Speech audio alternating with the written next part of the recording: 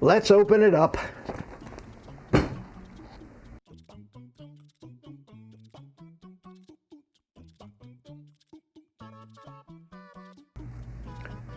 Hello everybody, it's me, Mitch, old guy in a drone.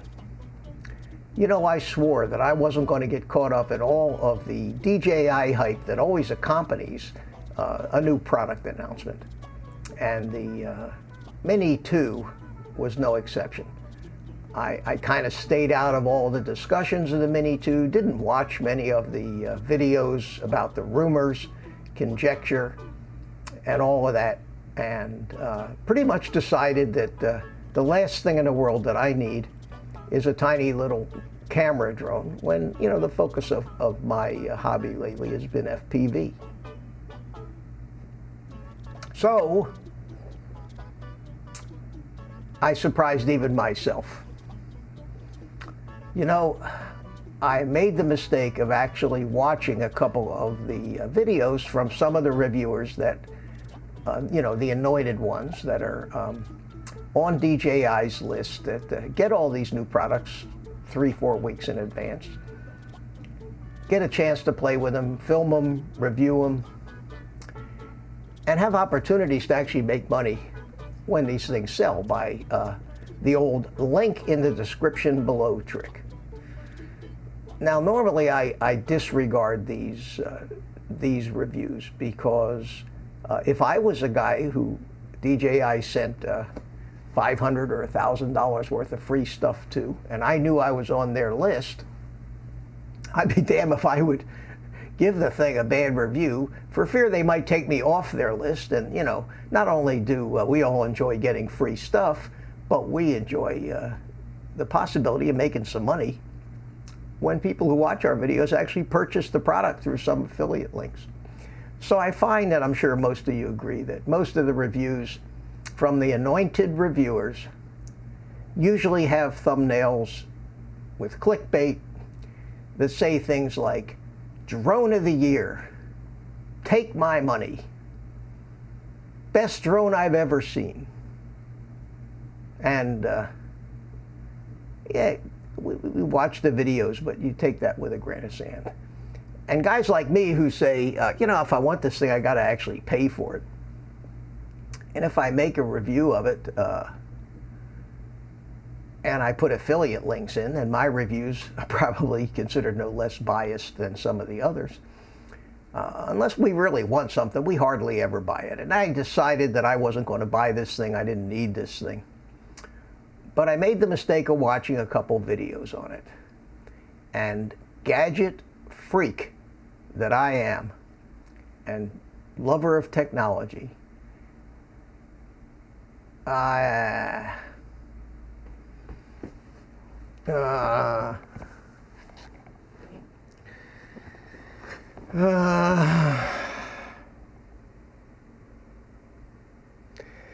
let's open it up. Okay, here we go. Despite all the hype, the glowing reviews, the fanboys and all of that, I thought it might be helpful for the community to have a somewhat unbiased review from someone that really isn't crazy about DJI, but admires them for the products that they put out. So I'm going to make a series of videos here, and this first one today will be just the unboxing and my initial opinion of the parts, the looks of the quality and everything else. And then we'll go on to probably make a video about setting it up and then flying it, and camera, and then final opinions. Now, these are going to be completely unbiased because I bought this with my own money. I did buy it from Best Buy, who has an extended return period now, but I'm not going to monetize these videos on YouTube, and I'm not going to put affiliate links in them. So I'm not trying to sell anybody any drones. I'm not trying to earn any ad revenue from this. I just thought it might be refreshing to have an unbiased opinion from somebody that knows a little bit about this stuff. And in the end, if I decide to keep it, you'll know what my review was. If I decide to take it back, I'll tell you that too. So here we go. With that being said, I really never thought I'd ever be opening up another DJI camera drone again. But here we have the Mavic Mini 2. Ultra lightweight, 249 grams. On the top of the box it has nothing. On the side of the box it says stuff, which is not important. On the back of the box it's got a picture.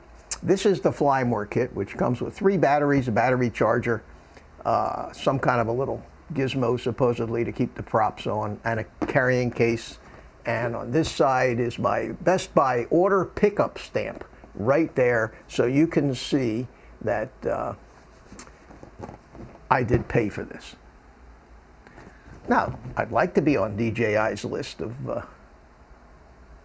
anointed drone reviewers, but my channel's not big enough, and I don't particularly want to become a DJI salesman. So here we go. Let's see what we have here.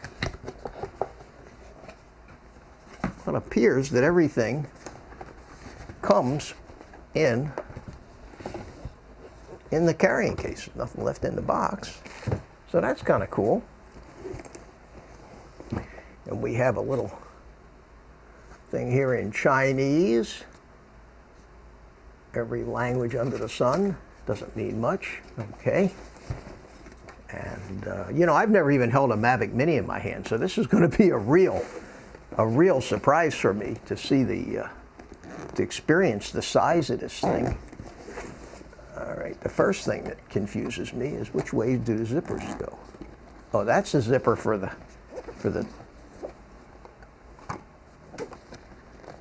hold on a minute. Oh, God, they got the zippers hidden. How embarrassing.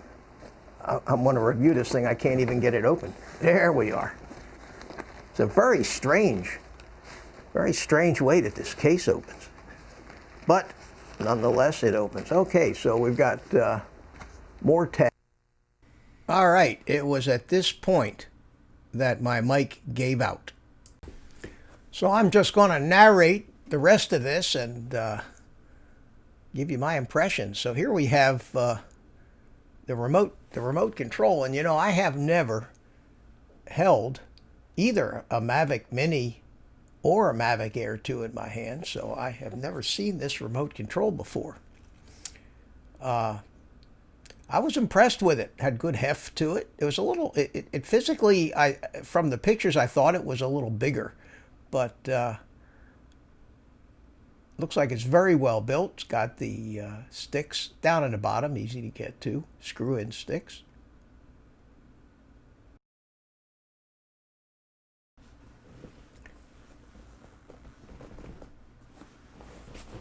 Power button works like all DJI products. You can press it in once to check the battery and hold and second press to turn it on.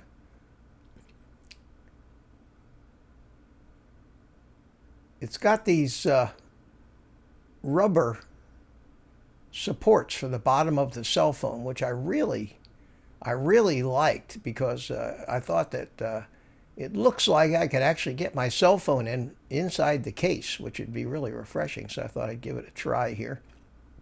Only thing I was concerned about were the rocker switches on the phone, but now it held it in place pretty good. And from the looks of it, it appears that the rocker switch is not being pressed by the top support piece. So that was good. So far, so good. I liked the balance of the thing. Wasn't bad, and felt pretty good. Although I still think that these controllers are laid out better and more convenient for guys that are thumbers, which I'm not. I'm a pincher, and especially when it comes to operating that scroll wheel for the gimbal tilt up and down. It's got a 3-position switch instead of calling it tripod mode. They call it Cine mode, but it's basically the same thing. A few other buttons on the controller. You've got the shutter button, or start video button, power, either to check the batteries or turn it on and off. There's a function button, and basically very similar in operation to the Mavic 2 controllers that I'm used to.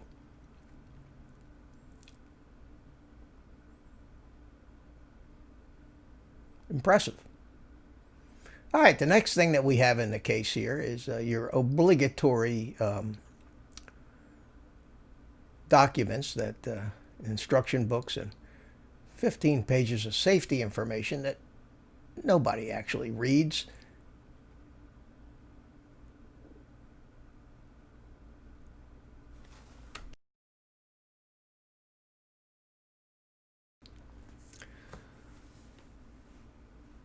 So I'll just basically put these things away and not read them later, as opposed to not reading them now.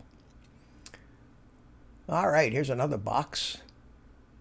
It says accessories. It looks like it's got the battery charger for 3 of these little lithium-ion batteries that it comes with. I kind of like that.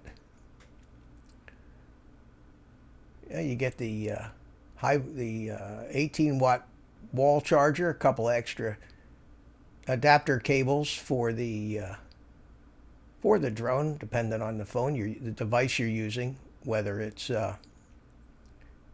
USB-C, micro USB, or the lightning connector that Apple phones use. That's the one it comes with. We'll have to replace that with the USB-C because my Android phones use USB-C. This battery case looks pretty cool. Little latch on the battery there to figure out how to get it out. It's a fairly lightweight battery, 2,500 milliamps. It's a lithium ion, probably a 2S. Looks kind of like the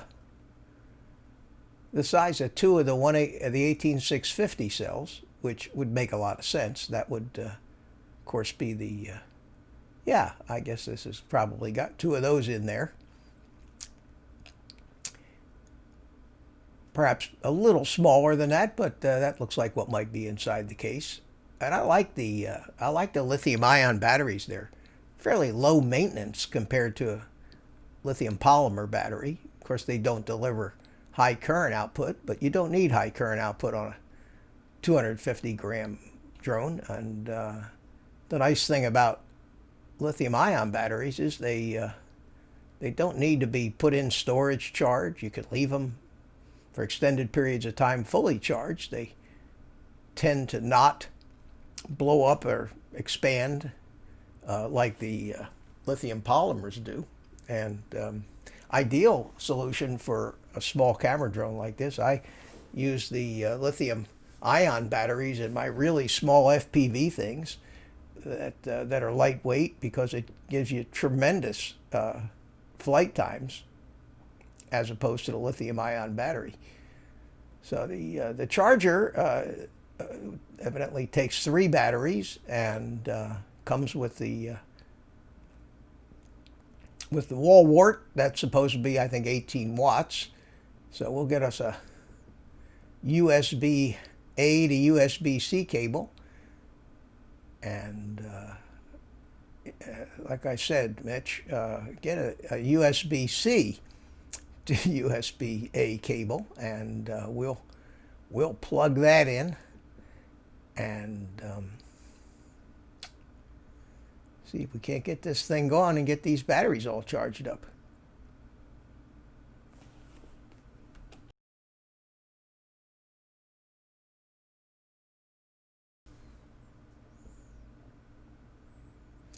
Press the power button, and it has 2 batteries. It found the one with the most charge, and it'll start charging that up, and then it'll move on to the next battery and the third battery if there's one in there.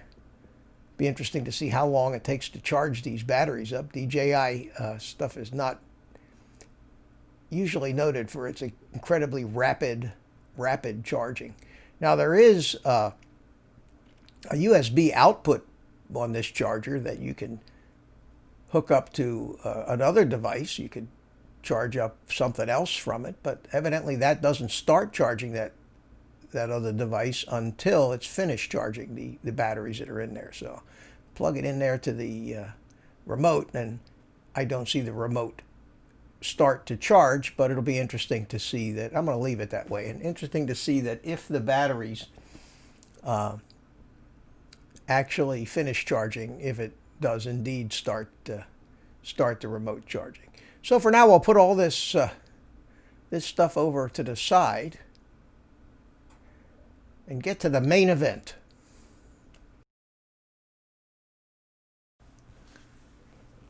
Well, the only thing left in the bag is the Mini 2 itself. So let's take a look at this thing. I have never seen a Mavic Mini, so this is the first time I've seen anything quite that small. And I got to tell you, it's almost funny. It's adorable. Very lightweight, but I expected it to feel more toy-like compared to some of the reviews I've seen, but it really doesn't. It's lightweight, but to me it feels like it's fairly solid, and the plastic it's made out of is very, very similar to the plastic that or the finish and the feel of it is very similar to the Mavic 2 Pro that I have. It comes with this strap on it that keeps the props from flopping around when you put it in the case, although the top two props, they seem to have put all kinds of paper. So we'll go ahead and remove all that paper, and I'll be right back. All right, it looks like it unfolds just like all the Mavics that I'm used to. So let's open it up and see what it looks like. It's cute, very tiny.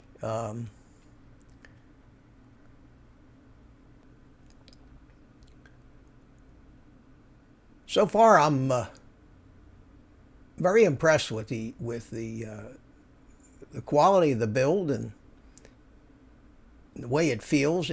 Even though it's really light, it doesn't feel that cheap to me. Power buttons there on the bottom. The feel of the finish there feels the same as very close to the same as the Mavic 2. Let's go get one and see.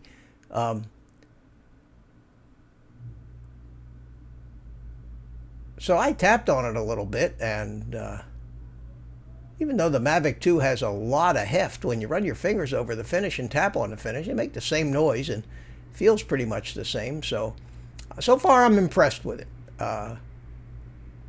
This, of course, is just the unboxing and my first initial impressions about the quality. So far, I haven't seen anything about it that I don't like. I do like the remote controller. I like the battery charger that it comes with. I like the fact that it has the lithium-ion batteries and not the lithium polymers. Much easier to maintain. Probably good for a lot more recharging cycles. And we'll see. Kind of looks like the 747 carrying the space shuttle around. That there's a little shot show you the difference in size, although the difference in weight is tremendous. So that'll do it for this part of the video, the unboxing, my first initial impressions, and stay tuned for part 2, where we get the thing all registered, set up, ready to go, and ready to fly. Thanks for watching, and see you next time.